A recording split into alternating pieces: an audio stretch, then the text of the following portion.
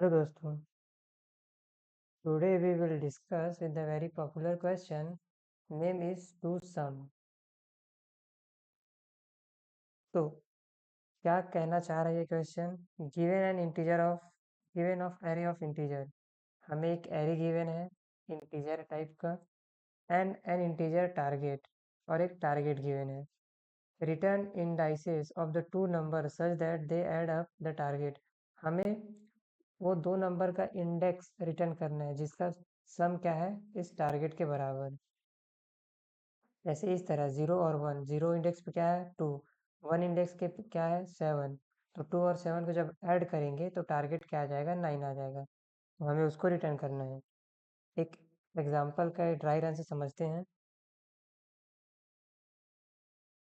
तो यहाँ मैंने एक एग्जांपल लिया है.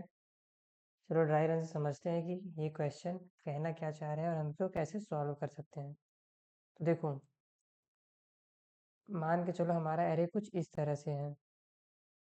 तो हम कैसे इसको सॉल्व कर सकते हैं? एक तो अप्रोच जिसको हम बोलते हैं ब्रूट फोर्स. जो क्वेश्चन देखते ही एक आइडिया लग जाता है कि हाँ इस तरह से भी हम इसको सॉल्व कर सकते हैं. वो क्या है? मान के चलो हम यहाँ है, ठीक. एक पॉइंटर मान के चलो आई हमारा यहाँ है और जे हमारा यहाँ है. अब हम क्या कर सकते हैं? हम क्या करेंगे, 2 और 5 को जोड़ के देखेंगे क्या ये बराबर है 9 के. नहीं. फिर क्या करेंगे, 2 और 7 को करके देखेंगे क्या है बराबर है 9 के. हाँ है. अगर मान के चलो नहीं रहता तो हम आगे बढ़ते, 2 और 15 को ऐड करके देखते हैं क्या बराबर है 9 के. नहीं. तो इस तरह से हम एक को होल्ड करके पूरे को चेक करते हैं. फिर जब अगली बार इनमें से अगर कोई भी नहीं मिलता तो हम अब क्या करते हैं, हम आई को आगे बढ़ाते और जे को आई के एक आगे रखते हैं. कैसे? अब आई यहाँ आ गया और जे यहाँ आ गया. अब सेम वही 5 और 7 को देखें क्या 9 के बराबर है. 9 मीन्स हमारे टारगेट के बराबर. नहीं रहता तो हम आगे बढ़ते हैं. ठीक. अगर ये भी नहीं मिला, अब हम आई को यहाँ लेके गए, जे को यहाँ लेके गए. अब 7 और 15 को चेक किए, नहीं मिला. तो अब यहाँ से जे जब आगे बढ़ेगा यहाँ से तो ख़त्म हो जाएगा ना. अब आई यहाँ आ गया और जे का कोई आगे का है ही नहीं तो यहाँ से ये लूप एंड हो जाएगा. ठीक. तो इस तरह से हम इसको सॉल्व कर सकते हैं. तो हमने क्या किया, यहाँ हमने दो लूप लगाया. दो लूप मीन्स एक चलेगा हमारा आई से चलेगा 0 से लेके, सपोज ये क्या है हमारा एरे है तो एरे के लेंथ तक चलेगा. ठीक. और हर बार एक एक बढ़ता रहेगा और नीचे में एक जे चलेगा जो क्या है आई के एक आगे से रहेगा. और ये कहाँ तक जाएगा, ये भी जाएगा अपना एरे के लेंथ तक और ये भी हमेशा जे प्लस प्लस होता रहेगा. यहाँ हम क्या चेक कर सकते हैं, हम डायरेक्टली चेक कर सकते हैं या तो हम एक वेरिएबल में इसको स्टोर करा देंगे. यहीं एक वेरिएबल ले लेते हैं और आई प्लस जे को हम यहाँ चेक कर रहे हैं. और इफ अगर यहाँ चेक करते हैं सम इक्वल टू हमारे टारगेट के बराबर हो जाता है तो यहीं से हम रिटर्न कर देंगे. इसको हमें इंडाइसेस रिटर्न करना है ना. तो जहाँ मिला हमें, कहाँ मिला, एक तो आई में मिला होगा एक तो जे में.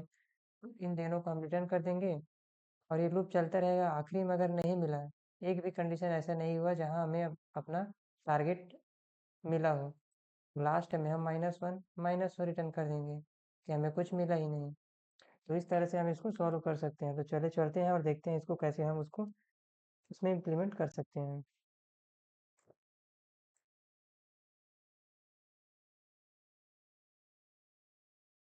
तो हमने क्या देखा था, हम इसका साइज ले लेते हैं नम्स डॉट लेंथ और एक लूप लगाएंगे जो चलेगा 0 से लेके n तक और i प्लस प्लस होता रहेगा. एक चलेगा जे से कहाँ i+1 एक आगे से और जे कहाँ तक जाएगा n तक और जे भी प्लस प्लस होता रहेगा. एक सम नाम का वेरिएबल ले लेते हैं, उसमें i को स्टोर कर देते हैं और प्लस नम्स ऑफ जे को और चेक करते हैं इफ अगर सम इक्वल टू हमारे टारगेट के बराबर हो गया। तो न्यू इंट हमें यहाँ एरे में रिटर्न करना है ना, तो न्यू इंट एक एरे बना लेते हैं और क्या रिटर्न करना है हमें, एक तो आई का पोजीशन, एक तो जे का। ठीक, ये चलता रहेगा और सबसे आखिरी में मिला ही नहीं तो क्या करेंगे हम, एम्प्टी कुछ मिला ही नहीं तो -1 रिटर्न कर देंगे। तो चलो इसको रन करके देखते हैं और ये वर्क कर रहा है कि नहीं ये चेक करते हैं। तो यार ये वर्क कर रहा है, चलो सबमिट करके देखते हैं।